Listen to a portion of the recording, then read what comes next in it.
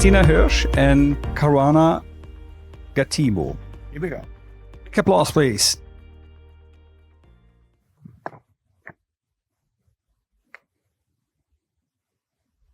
So what we want to do now is actually discuss parts of what we've also seen already in these first talks.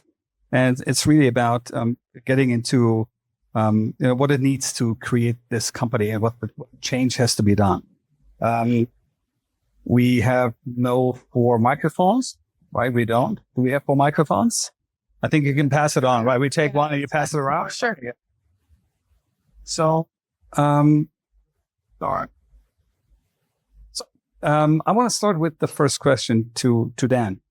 So you worked extensively on innovation inside these like large organizations.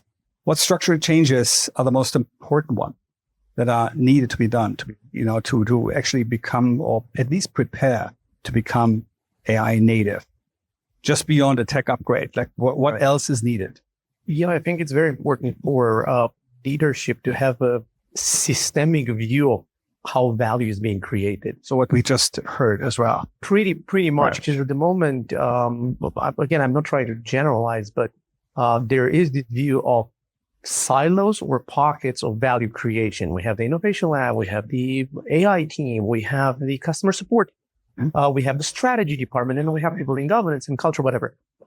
Instead of having that view, we should have a systemic view and see how we do connect strategy with practice, with our governance, with our culture and leadership, and make sure that they're actually all aligned.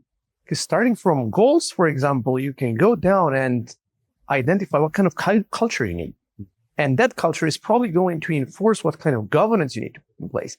Well, if you don't have that systemic view, you're only going to take singular pinpoint solutions that solve only locally. Yeah, and is this what we mainly see right now? Where are we? Because I mean, we're talking about the status quo. Right? Where are we right now? Is this what we see mainly now? Because people don't do that, and they say, let's take this little pocket here, and then we do a little trial, and then we see what the result is. I think there's a spectrum of maturity, if you want to talk about maturity, and right. Some organizations are more mature than others, and it's normal. And we're going to see more organizations that are serious about surviving and thriving move up the scale in terms of their maturity. But there are organizations that are already extremely mature, and people that are research, people that are in academia, they can actually go and study them and codify how they operate. And the biggest difference in maturity, just quick, what makes the difference? I would say the integration of different elements and having this systemic view. I mean, on executive level, is it mindset? Is it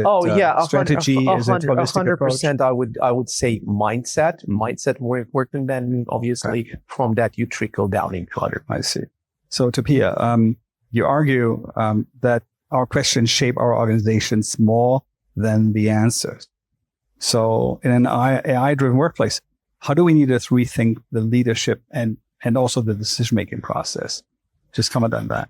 Yes, I'm so grateful that you are talking about maturity, because after this session today, I'm thinking, what maturity are we talking about? It's definitely not the human maturity. It's definitely not the existential or ethical maturity, down to some of the things you're saying. We are talking about technological maturity and strategic and organizational maybe, but since organizations is made up of people, and people are not that mature when it comes to thinking critically, asking questions, not about how can we do this and what should we do, but why should we do it, as you also mentioned. And especially when it comes to AI, maybe I forgot to mention I'm a philosopher, so I'm allowed to talk about different things. But when it comes to AI, the thing is, it's designed to provide answers as quickly and easily as possible. What happens when we get the answers before we even ask the question? Well, it's very easy. We forget understanding what matters. We forget our own values. We forget our own navigation, our GPS, what is actually important. And then we may be running faster, but we are running in different directions. We can see that on a global stage. You know, every political leader have their own agenda, winning some kind of game.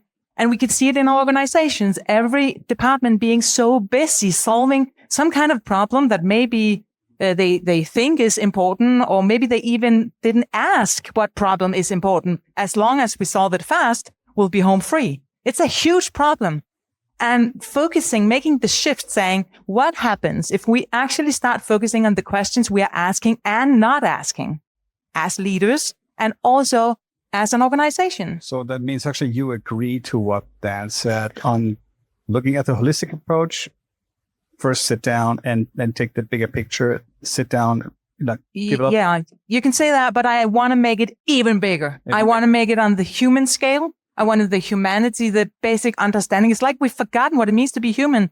It's not about running fast. It's about doing what makes sense for ourselves and each other and the planet. And we're not right now. We're just running really, really fast and being really, really proud of it. I would agree. I think if you come with this question to a boardroom, they would probably say, oh, really? Is that the topic? I have a different meeting now, so call me back when you're finished. So yeah. I'm not sure if they want to.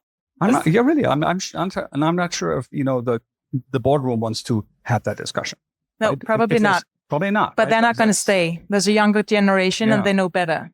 Yeah. No, absolutely. So At least Christina, the ones I know. You lead trust at Swisscom. Yes. You want to comment on this right away? Please. I think the discussion you can always have in the boardroom is, are we asking the right question? And I think this is something I'm very optimistic about. So are we trying to solve the right problem? And I think there's not one thing like the board. If you talk to the CFO, he wants to lower the costs. If you talk to the innovation department, they want to be first, whatever it is, but be first.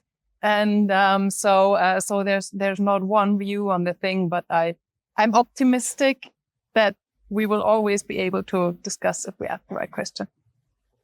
That was a comment. So maybe a little bit about your role and what role plays trust within the work, like looking at the architecture, leadership, data, all these things. Maybe you can elaborate on that a little bit. Certainly. Well, and Swisscom, we have the deep belief that innovation will only be adopted by people if people trust in the better and the positive perspective. I mean, you will never hear somebody saying, oh, I bought this car because it was overpriced and it always breaks down. No, people move because they believe in a positive outcome. And I think we're now in a phase where the speed of technology in some areas overtook the population. And a good example in Switzerland, for example, was the eID vote. We did an analysis on it. And for those people who didn't follow up on it, it was very, very tight. And it wasn't the population against an electronic identity. It was people being scared that they have some technology on their phones in a couple of years they cannot handle anymore. Can you share the result? Because I think many people are not here. It was 50.4%, which means that 49.6% were against it. So we expected that to be rather like 40 or 35%. And there was some other impact, but I think we do need to respect also as technology company and technology enthusiasts that there is a huge part of the population doesn't really deal with it. So we have to make it easy and we have to bring in trust. And I think we heard before, transparency is very important to bring trust, but it comes down to 3 questions. Who am I talking to? And I think that with digital services, I often don't know. And also with AI, I have to make it transparent. That's for sure. But maybe also bring more sources, bring more transparency, bring more impact. The second question is, who is accountable if it goes wrong? I mean, we have so many examples where wrong answers were given. People did stupid things. Yes, in the end, the responsible is with a human, but nevertheless, you shouldn't give bad advice. So who's accountable in the end? I think this is very important. And also what's authentic. And those 3 questions can be answered now relatively fairly with new technologies which build on credentials. I don't want to dive too deep into credentials, but our belief is that answering those 3 questions on the technological level will help us to build what we call trust spaces on the internet. And if you look back, the internet is still a fairly young technology in mass adoption. I mean, we had the computers in the 90s, the smartphones in the 2010s. So my belief is that we just have to go to the next level, and we're discussing a lot about AI. But I believe, and this is also why I'm in this role, that the technology we have on the hands will also help us to build more trust, which will make it easier to make technology more adaptable. So that's what we're doing. And do you trust your board? I do. I do. Yes. And maturity-wise, what the Dan CFO said, less than the others, but no, he's a great guy. I mean, when we go back to backing initiatives and backing really embracing that technology? The Swisscom board, like the executive team, is full on. They're full on AI, but I think we sometimes could spend more thoughts on growth than on control. But I think that's just also like one critic I would have to all of Europe. I mean, we think we're smart because we detail everything down. We try to anticipate and we criticize. And I think sometimes we should think more about the opportunities than we think about the risks, because in the end, it's not plannable anyway. There happen so many things at the same point in time. If you think you could plan it, you're probably already wrong. Okay. Karuana. So you mentioned that technology should amplify human potential and not replace it. So what does it mean? In practice, when we really expect, I think what we saw in the beginning keynote, what Alvin showed, that once it's deeply embedded, I think he actually said it's inevitable that there will be replacement. Yeah, I understand what he said, and I get the charts and graphs, and I don't disagree, from a data perspective. What I disagree with is the idea that human perspective and creativity and intuition can be agentified. And I also think that we're talking about this wrong pretty much everywhere. And I love everything that I'm learning here. I come here to learn and have my mind fed. However, we're too smart in this room for the people who actually need this message. They need smaller words. Okay. Because that smaller words does two things. It amplifies trust because people don't think you're trying to talk over them, because no one understands AI. I'm sorry. There's not one board member that really, really understands it. Not one. They pretend because they don't want to look stupid, right? There's ego involved. They're human. I don't actually believe, I think humans are motivated by survival, not trust. And so at a limbic system level, neurologically, okay? Yes. So you have to get past the neurological response of fear, and then you can begin to amplify human potential, right? There's 100 million people in my community at Microsoft. I run AI adoption. I'm basically Microsoft's adoption officer, basically. And yes, I know Copilot can be rubbish sometimes. It's okay. It's cool, dude. I loved everything you said, maybe except for that. No. But it was good because you're right. Because I've done every emerging service at Microsoft for the last 15 years. Everyone, Microsoft 365, Teams, Copilot, Power BI, all of them I did.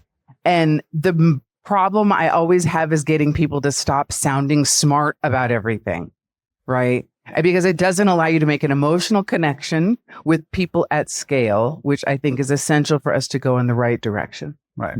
I love that comment about the board. And I think here we come to, it comes to culture, and actually a question to all of you.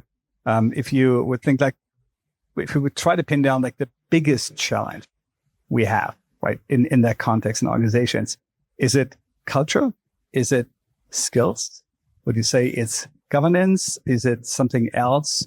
Maybe you start. I'll just go for it. It's actually the disconnection, the cognitive dissonance between the C-suite and the worker. They're not living in the same reality.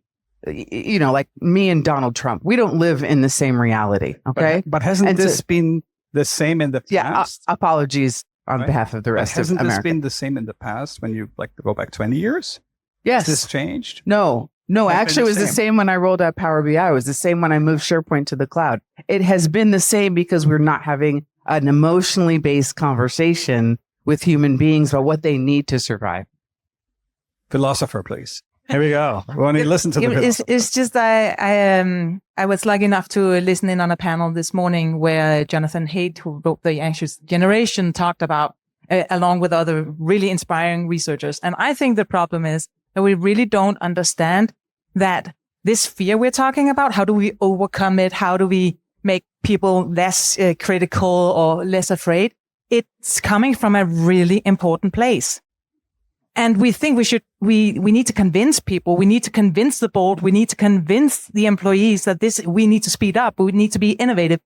But it's coming from a really, really important place, which has to do with the people we want to convince using AI. They are already so caught up in technology that one of the panelists said there's a study showing that when kids are born, through birth, 60% of them are not feeling connected to their mother. She's been carrying them around, for God's sake, because the mother has been so busy working in these companies we're talking about, adapting to all this technology, making this AI work and run faster. I mean, come on. We really need to pay attention. People are being resistant because this is not meant for our race. We are not ready. It's simply not ready. And that's the conversation leadership should be having. Okay. Single most important thing from your perspective. What do you think? I just read a report on Harvard Business Review, which I liked a lot. And there were 3 things. They did a long-term research. What does a successful CEO make? They are close to the front line, so they know what the customer does. They delegate decisions at the right level in the company, and they supervise everything to get it in the right direction. So I think if we consider what's preventing us right now, I think that's maybe culture, because if you look around, we're more busy planning, anticipating, building scenarios, working on strategy than really seeing what's happening in our lives. So I think this connection is super important. I'm an optimist. So my big hope is that AI will help us to free time to make exactly this connection and rather have meaningful conversations with the people around us, learn about their needs, learn where they are. And that should be the future. And then we would also have the cultural change and reduce the disconnection and ask the right questions. So culture. Dan, what about you? What do you think?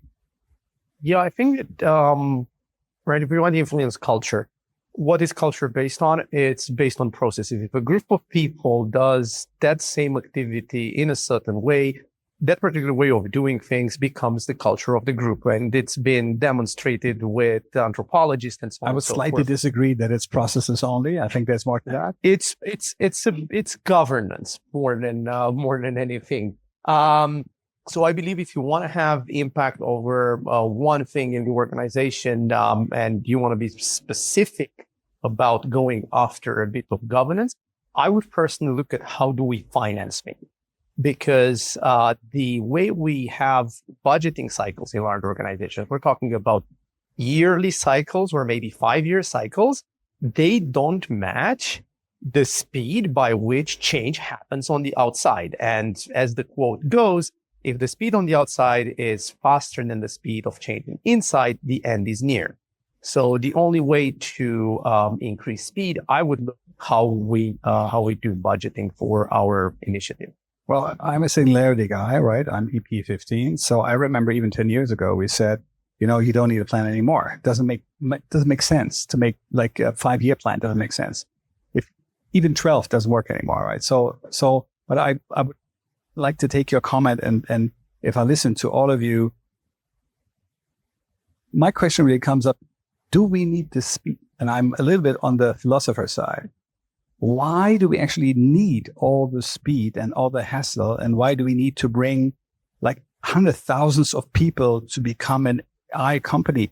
Is this really needed? I mean, you probably are at the core of what the world is doing right now. Yeah, sorry. Your base of users, just on a Microsoft product level, is massive. Yeah, but there's one lesson I took. I ran the Microsoft Teams COVID response team for a year at the beginning of COVID.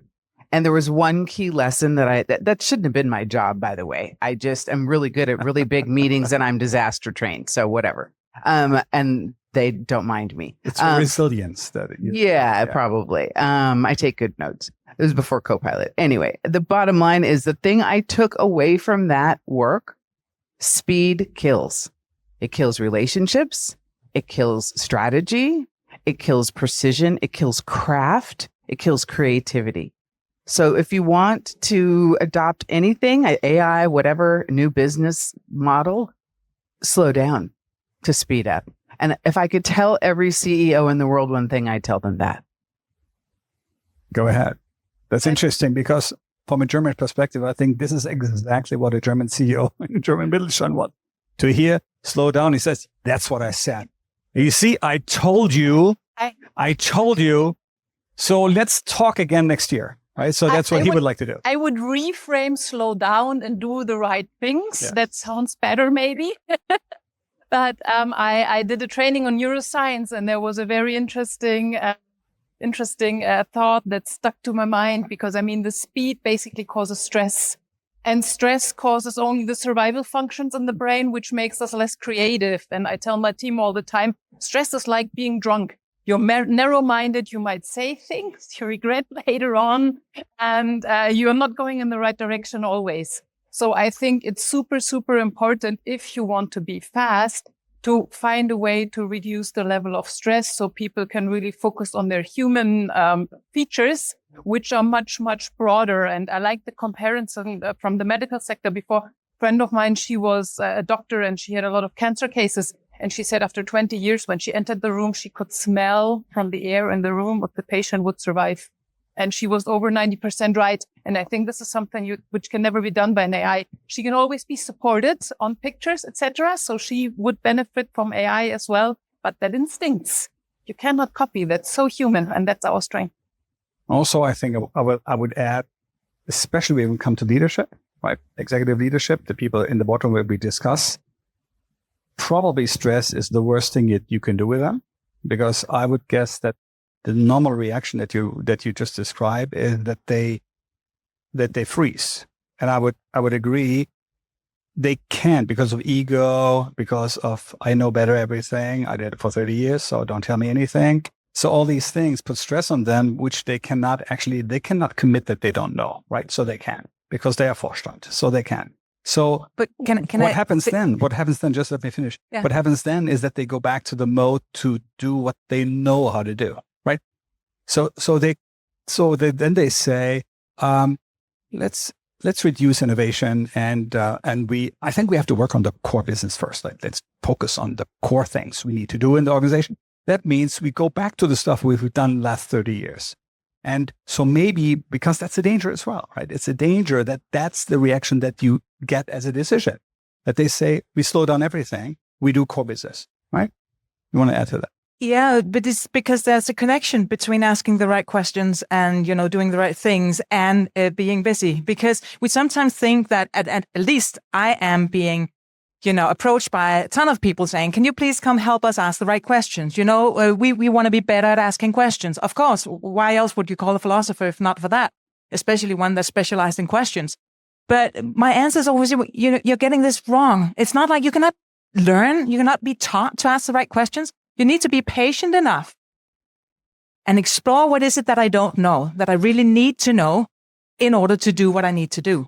So we need to be willing to face our own ignorance, to face the gap between what I know and what I would like to know. And it takes time. Einstein said he would spend 55 minutes determining the right question if he had an hour to save his own life, because then he could come up with a useful answer within 5 minutes. But if you're always, constantly running to answer the wrong questions, then you're just building stress. You're not at all focusing on the right things. So there is a connection between the two. You need to slow down to find the right questions. So I see a big hurdle here, right? I see a big hurdle imagining the boardroom with, those mostly men, and then telling them to start accepting what they don't know. Yeah, that's it great. can be. We have to be, I don't know, we have to make have a psychological training before that, so that we open up. But maybe I have to come to the last question here to all of you. What is the one behavior that we see on decision makers, leaders, whatever we call that needs to change to, at least, I would say, I think we are far away from an AI native company. I think that's my feeling, far away. But what is needed on executive level when it comes to the mindset? What do we need to do?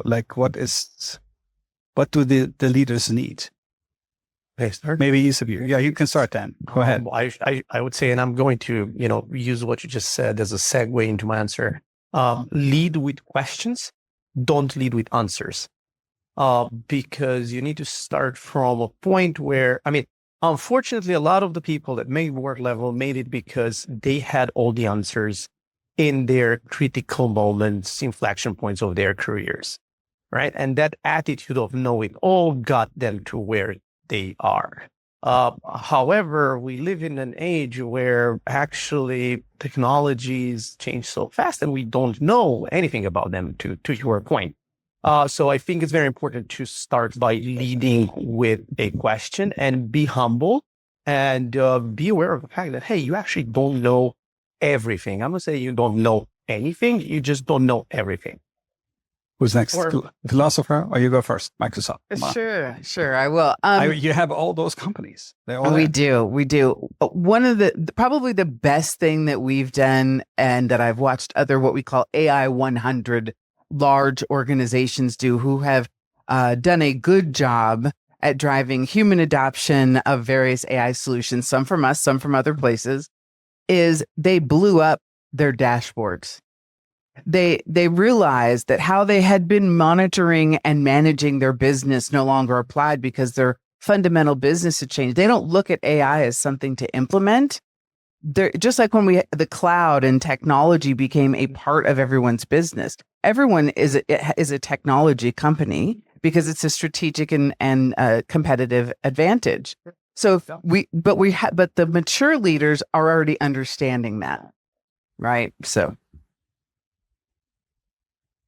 You have enough. You're thinking. Go ahead. So to me, it's a good balance because courage and curiosity. Okay. Because I think you have to be curious to listen, to understand. But as a leader, you're sometimes also in situations where the team tends to lean back and say, no, we've done it all the time. And then you stand still. So I think this balance as a leader, for me, always is a tough one. When do you push? When do you listen? And when do you just get into action and stop discussing? Do you want to comment? Last philosophical answer? Well, I actually think it makes it, it's become very much easier for me to do my job. A lot of executives have, as I think you're also suggesting, realized that whatever we used to do, it isn't working.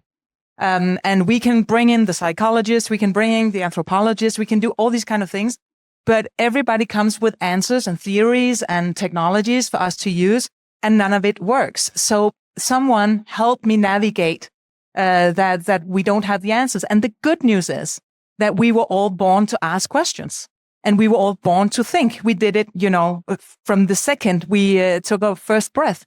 So the good news is if you just trust yourself, instead of talking about trusting the technology, if you trust yourself and you trust the people working around you, then you will use questions to navigate uncertainty. It's actually fairly simple and easy. Yes, absolutely.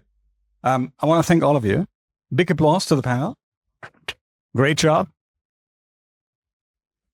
And honestly, I would have wished that we do this panel in front of 500 executives that are meeting maybe in Germany, like we have one that is by the industry association where there's 1,000 CEOs and CXOs. And that, we need this conversation in front of those people.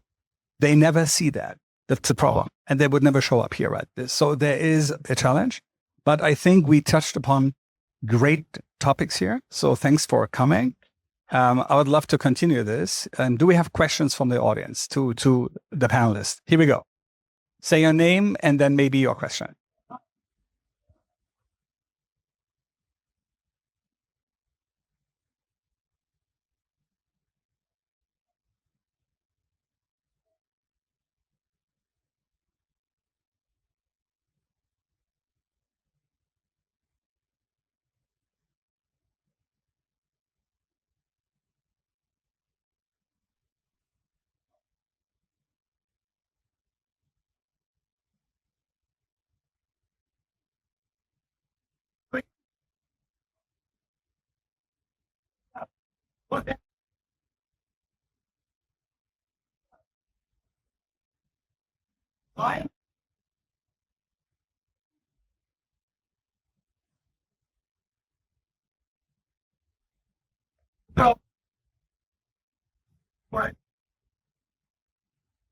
Yeah, it's about revenue and money. But what I will also say, though, is it's no different than me, finally getting my mother-in-law to text. It took me a decade, but I got her to do it because does she want pictures of her son doing something fun? Then she's going to have to text. The evolution of the species continues. This is just what's happening right now. I'm not saying it's a good thing in the way that we're doing it right now, But evolution, I don't necessarily believe. We're being sold that this is a positive evolution. Maybe it's not, but we're going to evolve one way or the other. What we're doing right now is unsustainable on multiple levels. So, more questions. Sorry, we have to take that offline, please. With second question.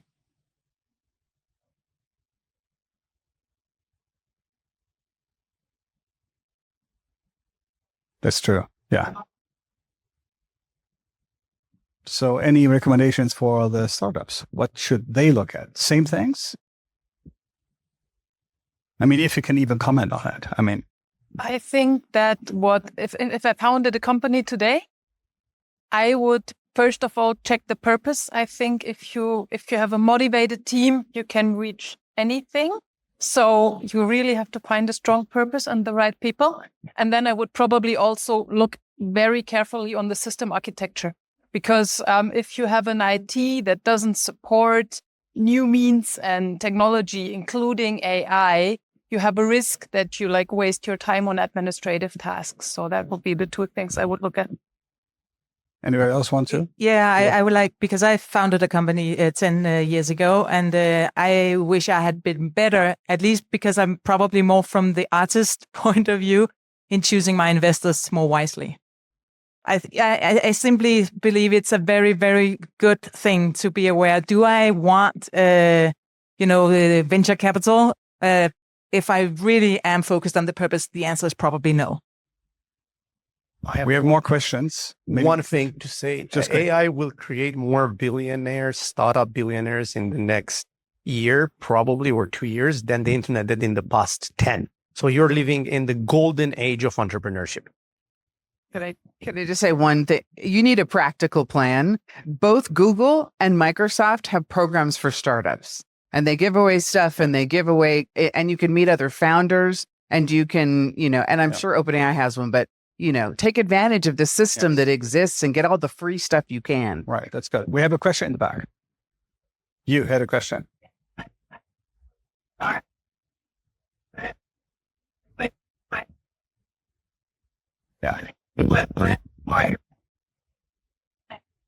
Yeah.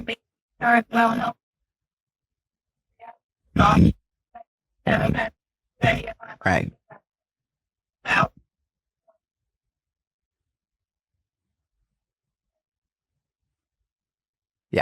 Yeah, absolutely. You're my people. You're my people. You're the ones I talk to all the time. So first off, adoption.microsoft.com, visit it. Everything is there. It's awesome. But the most important thing that you can do is recruit. We call them champions. These are the people who have expertise in particular areas that actually work in the business to help people, adopt the technology, but more importantly, share their knowledge about where technology should be applied. One of the reasons people hate technology is because it gets stuffed down their throat on things they don't care about, and nobody fixes the expense report. And we all still hate expense reports. So, being really, really practical, find those champions and people who, I get my joy from helping other people. It's not about the tech. Find those people. I can add to that. And I think that the most important part, which is very often underrated, is communication. Right? We have usually very bad communication along those initiatives. Very, very often, no context. Very often, know why these things are happening and why to apply all these things. And very often, leadership is also not good in communicating. We do a lot of leadership training in communication. And, leaders very often underestimate how important it is, especially in those times right now, to communicate all the time about what's happening. Also about, if they can dare to say that they don't know all the answers, right? Which is also something that if they are courageous enough that they say, we are working on it. We need you all to join that dialogue, right? So, but we can take that offline. One last question, maybe? Anybody? Christian, yes. Oh, yeah. What? Guy. Oh, that's a great. We cut off the broadcast right now. It's good. Yeah, there's no live broadcast. Actually, no, don't worry. We don't have one. There's no live broadcast. The people are adopting AI too quickly.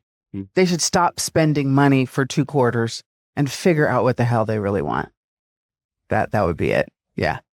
Great. Thank you so much. We have a 30-minute break right now. We will continue it's 20 minutes actually. Well, it doesn't matter. So we will continue at 4:00. So grab a drink, connect with the speakers. Thank you again for coming. Thank you for this vital discussion. Maybe a last applause for our team here on the stage. Thank you.